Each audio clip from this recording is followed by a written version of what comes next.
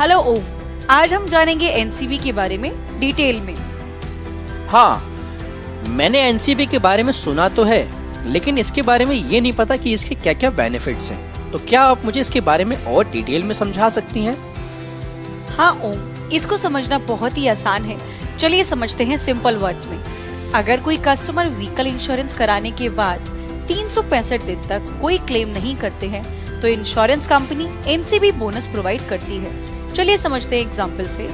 1 जनवरी 2023 को आपने एक व्हीकल का इंश्योरेंस कराया है और 31 दिसंबर 2023 तक अगर आप कोई भी क्लेम नहीं करते हैं तो नेक्स्ट ईयर पॉलिसी रिन्यूअल के टाइम पर आपको एनसीबी यानी नो क्लेम बोनस प्रोवाइड होता है। So according to the insurance company, being a valuable customer, अगर आपने किसी भी तरीके का क्लेम नहीं लिया है तो उन कस्टमर्स की लॉयल्टी को ध्यान में रखते हुए insurance company no claim bonus provide करती है। मेरा एक और सवाल है, क्या ये NCB slab company to company vary करता है या फिर ये सेम ही रहता है?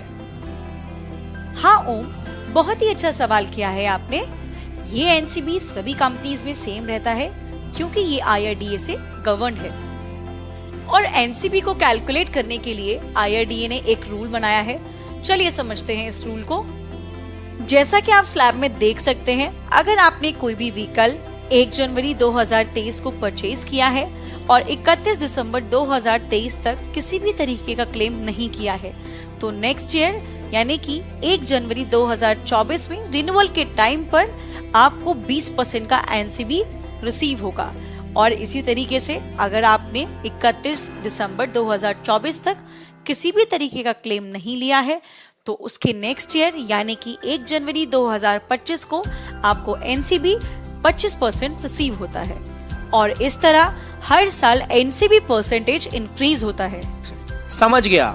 अगर आगे आने वाले 10 सालों में मैं कोई भी क्लेम नहीं लेता हूँ तो मेरा एनसीबी बोनस 100% तक बढ़ जाएगा। कुछ ऐसा ही है ना तनु मैम?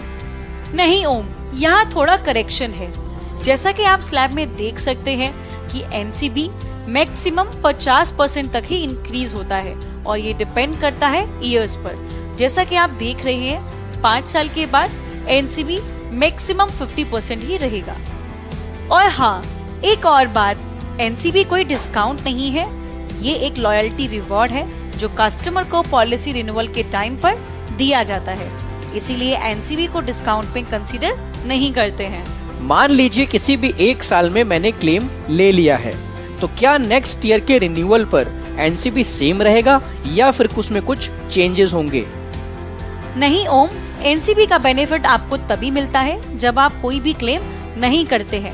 मान लेते हैं किसी भी साल आपने किसी भी तरीके का क्लेम लिया है तो उसके नेक्स्ट ईयर एनसीबी वापस 0% से शुरू होता है एनसीबी स्लैब के अकॉर्डिंग। मान लीजिए मैंने अपनी गाड़ी को 5 साल के अंदर सेल कर दिया है और तभी मैंने एक और नई गाड़ी परचेज कर ली है, तो क्या इस कंडीशन में प्रीवियस मेरा जो एनसीबी था वो मैं अपनी नई गाड़ी में ला सकता हूँ? हाँ ओम, आप अपने पुराने व्हीकल का एनसीबी नई व्हीकल पर ट्रांसफर करवा सकते हैं क्योंकि एनसीबी बेनिफिट ओनर नेम पर प्रोवाइड किया जाता है, ना कि व्हीकल पर। अगर आपने कोई न्यू व्हीकल परचेज किया है तो ये एनसीबी डिस्काउंट आपको न्यू व्हीकल पर मिल जाएगा, जिसके लिए आपको प्रीवियस कंपनी से एनसीबी रिजर्विंग लेटर और ट्रांसफर लेटर अप्लाई करना होता है। मान लीजिए मेरे पास 2 गाड़ियां हो गई हैं, तो क्या इस कंडीशन में मैं उस एनसीबी को दोनों गाड़ियों के लिए यूज कर सकता हूँ? नहीं ओम, ऐसा नहीं है। एनसीबी एक टाइम पर एक व्हीकल के लिए एप्लीकेबल होगा और ये एनसीबी कॉम्प्रिहेंसिव पॉलिसी के प्रीमियम पर एप्लीकेबल होता है। कॉम्प्रिहेंसिव के बारे में जानने के लिए आप हमारी पॉलिसी टाइप वीडियो भी देख सकते हैं। ये तो काफी अच्छे पॉइंट्स कवर किए हैं मैम आपने। मैं इंश्योर करूंगा कि अपने सारे कस्टमर्स तक इस जानकारी को पहुंचा दूं। Thank you so much.